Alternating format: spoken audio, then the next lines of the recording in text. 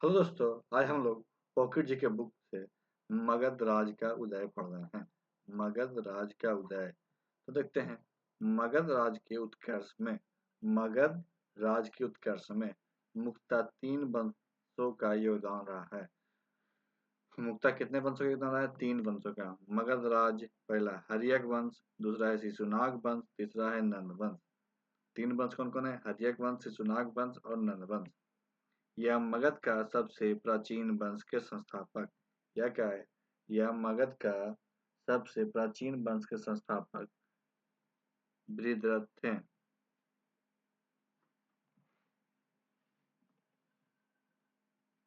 और जरासंध बृहद्रथ का पुत्र था। जरासंध कौन था? बृहद्रथ का पुत्र। इसकी प्रारंभिक राजधानी गिरिब्रज थी। इसकी प्रारंभिक राजधानी क्या थी? गिरिब्रज थी। मगध राज के आरंभिक इतिहास की जानकारी महाभारत से मिलती है। मगध राज के आरंभिक इतिहास की जानकारी किससे? महाभारत से मिलती है। हर्यक वंश 544 ईस्वी पूर्व से 412 ईस्वी पूर्व। 544 ईस्वी पूर्व से 412 ईस्वी पूर्व। बिंबिसार 544 ईस्वी पूर्व से 492 ईस्वी पूर्व। बिंबिसार ने हर्यक वंश की स्थापना की। बिंबिसार ने हर्यक वंश की स्थापना की थी। वह 544 ईस्वी पूर्व में मगध की गद्दी पे बैठा। वह क्या है? 544 ईस्वी पूर्व में मगध की गद्दी पे बैठा। इसको इसको क्या है? श्रेनिक के नाम से भी जाना जाता है। इसको श्रेनिक के नाम से भी जाना जाता है। बिंबिसार बौद्ध धर्म का अनुयायी था। बिंबिसार क्या है? बौद्ध धर्म का अनुयायी था। गौतम बुद्ध का समकालीन था। इसने क्या? राजगिरी को अपनी राजधानी बनाया। इसने राजगिरी को अपनी राजधानी बनाया और उसका निर्माण भी किया। इस नगर के योजनाकार महागोविंद था। इस नगर के योजनाकार कौन था? महागोविंद था। यह प्रथम साम्राज्यवादी शासक थे। क्या था? प्रथम साम्राज्यवादी शासक था। इसने अंग नरेश ब्रह्मदत्त को हराया। इसने क्या है? अंग नरेश ब्रह्मदत्त को हराया और अपने पुत्र अजातशत्रु को वहां गवर्नर नियुक्त किया। अपने पुत्र क्या है? अजातशत्रु को कहाँ गवर्नर नियुक्त किया। इसने कौशल नरेश प्रसेनजीत की बहन इसने क्या है? कौशल नरेश प्रसेनजीत की बहन कौशल देवी से विवाह किया। इसने लिच्छवी राजकुमारी चेलना से विवाह किया। इसने क्या है? लिच्छवी राजकुमारी चेलना से विवाह किया, जिसका पुत्र अजातशत्रु पैदा। जिसका पुत्र क्या है? अजातशत्रु। प्रसेनजीत ने क्या है? बिम्बिसार को काशी दहेज में दिया। इसने मद्र देश की राजकुमारी इसने क्या? मद्र देश की राजकुमारी क्षेमा और खेमा से विवाह किया। इसने क्या है? अपने चिकित्सक जीवक को अवंती के इसने क्या है? अपने चिकित्सक जीवक को अपने अवंती के शासक प्रोद्योत जो पांडु रोग से पीड़ित था उसकी चिकित्सा हेतु भेजा। जीवक की शिक्षा जीवक की शिक्षा तक्षशिला में हुई थी। इसके क्या है? पुत्र अजातशत्रु ने 492 ईस्वी पूर्व में इसकी हत्या कर दी। अजातशत्रु 492 ईस्वी पूर्व से 460 ईस्वी पूर्व। इसका उपनाम कुनिक था। इसका उपनाम क्या है? कुनिक था। तथा इसे पितृहंता भी कहा जाता है। इसे पितृहंता भी कहा जाता है। अजातशत्रु 492 ईस्वी पूर्व में मगध की गद्दी पे बैठा। अजातशत्रु क्या? 492 ईस्वी पूर्व में मगध की गद्दी पे बैठा था। इसने काशी पे भी अधिकार कर लिया। इसने क्या है? काशी पर भी अधिकार कर लिया। इसने क्या है? अपने पिता की हत्या गौतम बुद्ध के चचेरे भाई देवदत्त के कहने पे कर दी थी। कि इसके मंत्री बस्कार ने वज्जी संघ में फूट डाल दी। इसके जो मंत्री हैं बस्कार ने वज्जी संघ में क्या है? फूट डाल दी। अजातशत्रु ने क्या? वज्जी संघ को जीत लिया एवं इस युद्ध में उसने रथ मूसल एवं महाशिलाकंटक का प्रयोग किया। इसने क्या किया? रथ मूसल और महाशिलाकंटक का प्रयोग किया। लिच्छवी राज को अजातशत्रु के मगध में मिला लिया। अजातशत्रु ने प्रथम बौद्ध संगीति का आयोजन राजगिरी में करवाया। अजातशत्रु ने क्या है? प्रथम बौद्ध संगीति का आयोजन राजगिरी में करवाया। अजातशत्रु की हत्या उसके पुत्र अजातशत्रु की हत्या किया उसके पुत्र उदयन ने 461 ईस्वी में की थी। उदयन 461 ईस्वी पूर्व से 444 ईस्वी पूर्व। यह जैन धर्म का अनुयायी था। यह क्या है? जैन धर्म का अनुयायी था। इसने क्या है? सोनबा गंगा नदी के संगम पर पाटलिपुत्रा नामक शहर बसाया। इसने क्या किया? सोनबा गंगा नदी के संगम पर पाटलिपुत्रा नामक क्या है? शहर बसाया और अपनी राजधानी क्या है? बनाई। बौद्ध ग्रंथों में उद्यान को पितृहंता कहा जाता है। बौद्ध ग्रंथों में क्या है? उद्यान को पितृहंता कहा जाता है। हर्यक वंश का अंतिम शासक नागदशक था। हर्यक वंश का अंतिम शासक क्या था? नागदशक था। शिशुनाग वंश 412 से 340 ईस्वी पूर्व। शिशुनाग वंश क्या है? 412 से 340 ईस्वी पूर्व। शिशुनाग वंश नागदशक की हत्या उसके अमात्य शिशुनाग वंश के नागदशक की हत्या उसके अमात्य शिशुनाग ने की थी। शिशुनाग वंश की स्थापना शिशुनाग ने 412 ईस्वी पूर्व में की। इससे क्या अवंती उज्जैनी को जीत लिया। इससे वैशाली को जीत लिया और अपनी राजधानी बनाई। कालाशोक यह शिशुनाग वंश का परावर्ती शासक था। यह क्या था? शिशुनाग वंश का परावर्ती शासक था। इसने पाटलिपुत्रा को पुनः अपनी राजधानी बनाई।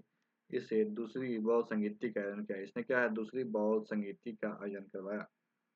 शिशुनाग वंश का अंतिम शासक नंदीवर्धन था। शिशुनाग वंश का जो अंतिम शासक है कौन था? नंदीवर्धन। नंद वंश 344 से 322 ईस्वी पूर्व। 344 से 322 ईस्वी पूर्व। महापद्म घनानंद यह नंद वंश का संस्थापक था। यह क्या है? नंद वंश का संस्थापक था और यह नाई जाति का था। और क्या है? यह नाई जाति का था। यह जैन धर्म का अनुयायी था। यह क्या है? जैन धर्म का अनुयायी था। महापद्म घनानंद का दूसरा नाम भार्गव था। महापद्म घनानंद का दूसरा नाम क्या है? भार्गव था। खारवेल के हाथी गुफा अभिलेख के अनुसार कलिंग पे आक्रमण किया एवं वहां नहरों का निर्माण करवाया। वहां से जिनसेन की मूर्ति लेकर आया। अष्टाध्यायी के लेखक पाणिनि इसके समकालीन था। यह संस्कृत व्याकरण की प्रथम पुस्तक थी। इसकी क्या है? संस्कृत व्याकरण की प्रथम पुस्तक थी। घनानंद यह नंद वंश का अंतिम शासक था। यह क्या है? नंद वंश का अंतिम शासक था। यह सिकंदर का समकालीन थे। क्या है? सिकंदर का समकालीन था। ग्रीक यूनानी लेखकों द्वारा इन्हें क्या अग्रमीज या जेंड्रोमीज कहा गया है। इसने जनता पर अत्यधिक कर लागू किया तथा इसने अपने दरबार में चाणक्य का अपमान किया। नंद वंश का विनाश चाणक्य और चंद्रगुप्त ने मिलकर किया। नंद वंश का विनाश क्या है? चाणक्य और चंद्रगुप्त ने मिलकर किया तथा घनानंद की हत्या कर दी। मगध पर नए वंश मौर्य वंश की स्थापना चंद्रगुप्त मौर्य ने की। मगध पे क्या है? नए वंश की स्थापना किसने? चंद्रगुप्त मौर्य ने की। हम देखते हैं सिकंदर के बारे में। सिकंदर का जन्म 356 ईस्वी पूर्व में हुआ। सिकंदर का जन्म क्या है? 356 ईस्वी पूर्व में हुआ। इसके पिता फिलिप द्वितीय थे। इसके पिता कौन थे? फिलिप द्वितीय थे। यह 359 ईस्वी में मकदूनिया का शासक था। क्या था? 359 ईस्वी पूर्व में यह मकदूनिया का शासक था। इसकी हत्या 329 ईस्वी पूर्व में कर दी गई। सिकंदर का गुरु यूनानी दार्शनिक अरस्तु था। सिकंदर के जो गुरु थे कौन थे? यूनानी दार्शनिक अरस्तु थे। सिकंदर का प्रधान सेनापति सेल्यूकस निकेटर था। सिकंदर का जो प्रधान सेनापति कौन था? सेल्यूकस निकेटर था।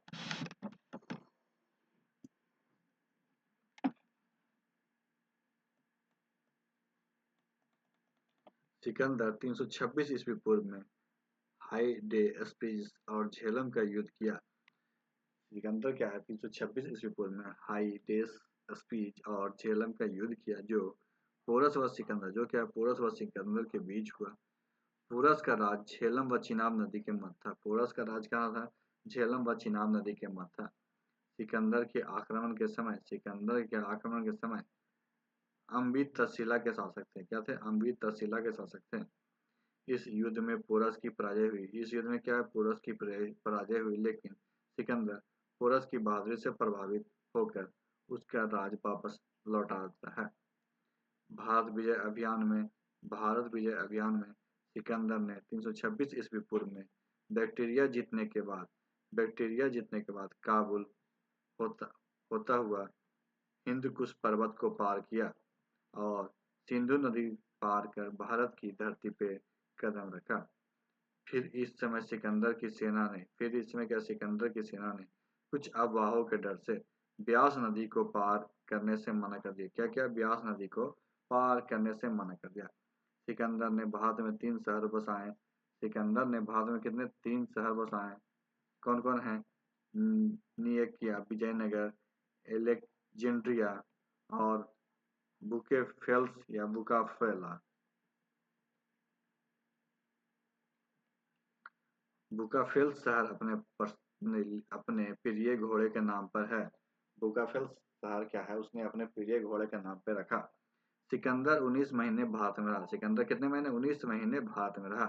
तो 325 ईस्वी पूर्व स्थल मार्ग से भारत से लौटा। कब लौटा? 325 ईस्वी पूर्व में स्थल मार्ग से भारत से लौटा। सिकंदर की मृत्यु 323 ईस्वी पूर्व बेबीलोन में ज्वार बुखार से हुई। सिकंदर की मृत्यु कब हुई? 323 ईस्वी पूर्व बेबीलोन में ज्वार या बुखार से हुई। सिकंदर के अभियान से भारतीय को 4 स्थल और 4 जलमार्गों का ज्ञान हुआ। सिकंदर के साथ 3 इतिहासकार भारत आए थे। नियाकस नौसेना प्रमुख, एनेसिकोटस और एरिस्टोबुलस। तो आज की वीडियो यहीं पर समाप्त करते हैं। बड़ी अच्छी लगी वीडियो को लाइक कीजिएगा, दूसरों का शेयर कीजिएगा, हमारे चैनल को भी सब्सक्राइब कीजिएगा। वीडियो देखने के लिए आपका धन्यवाद।